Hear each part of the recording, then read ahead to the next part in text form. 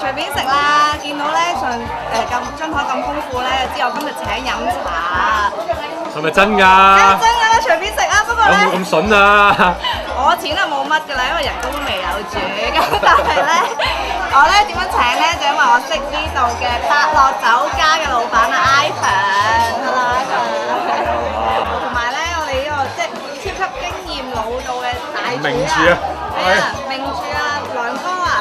中環嗰廚房咧係唔止香港嘅廚房㗎，仲有文萊一啲好名嘅大酒店嘅廚房啦，新加坡啦、馬來西亞啦咁樣樣，好勁啊！啱啱跟阿梁哥咧學咗咧，就係話原來咧有4大天王點心咧，就可以睇得出咧呢間酒樓咧個功力去到邊啊！就係呢個牛肉啦、燒賣啦、蝦餃啦，同埋叉燒包。其實咧的而且確咧，原來做一個點心師傅咧一啲都唔容易㗎。咁頭先同阿梁哥傾開偈咧，就發現，咦，原來有啲青黃不接嘅狀況喎，都相當渴市嘅喎。少人入行，嗰啲即係後生仔咧，做2日咧，哇，連辛苦又冇翻工，唔翻工唔做啦，走咗。而家好多人都話又唔知去揾咩做啊，冇工俾佢做啊咁樣，唔好喺度自怨自艾啦。若果你真係好有興趣，咁啱得咁巧，你係對飲食業有興趣嘅話咧，你就稍為學一學嗰啲基本嘅手藝，咁之後咧你就肯勤力啦嚇，仲要唔怕捱啦，唔怕早起身啦，你就嘗試去揾一啲嘅食肆咧，睇下會唔會請你做，譬如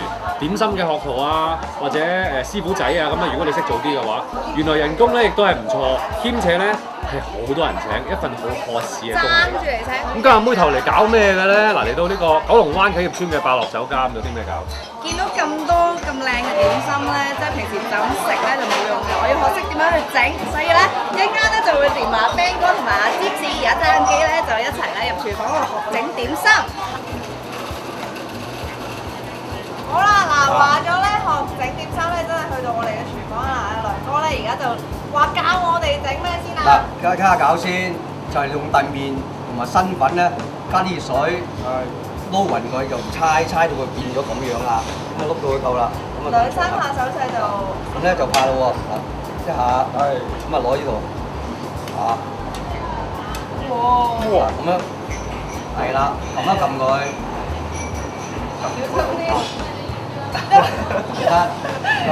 個鼻涕咁嘅嘢搞到好影響佢啊！佢揸住把刀，你都搞叫佢。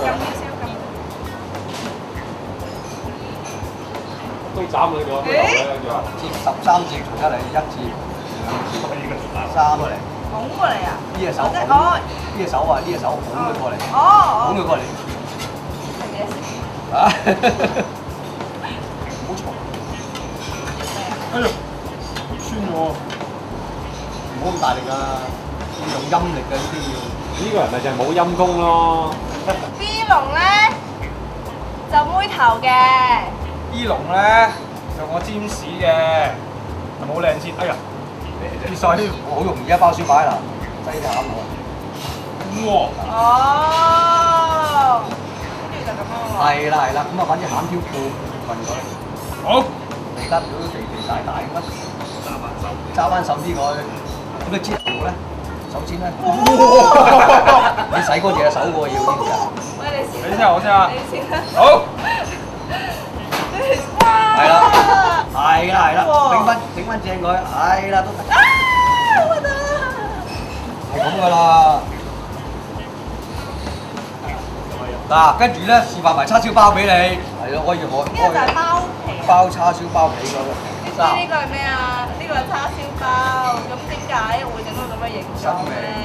係啦，梁師傅咁啊，新穎同埋上面有啲紅色咧，其實我將佢叫咗做岩漿叉燒包。你兩位大廚呢啲嘢，哇！都係差啲人嚟。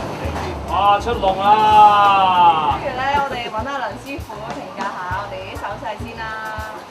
我哋即係阿妹頭嗰啲手勢咧，就好過我啲。哇！呢個重槍叉燒包你點睇咧？呢個咧重雙叉包咧，阿妹頭新發明嘅。佢話我一定咧，即係聽日咧就情人節咧就出呢個爆漿叉燒包啦，你明白？係啊，因為紅色啊嘛，有個感覺好似玫瑰花。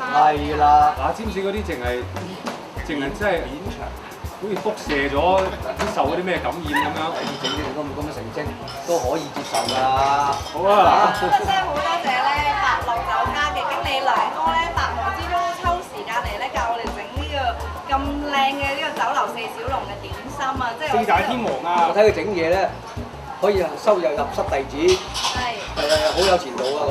阿妹頭啊，你有啲天分㗎你都。真係咁咩其實？啊，你有啲天分又比杯頭差少少嘅啫，做呢個朋友。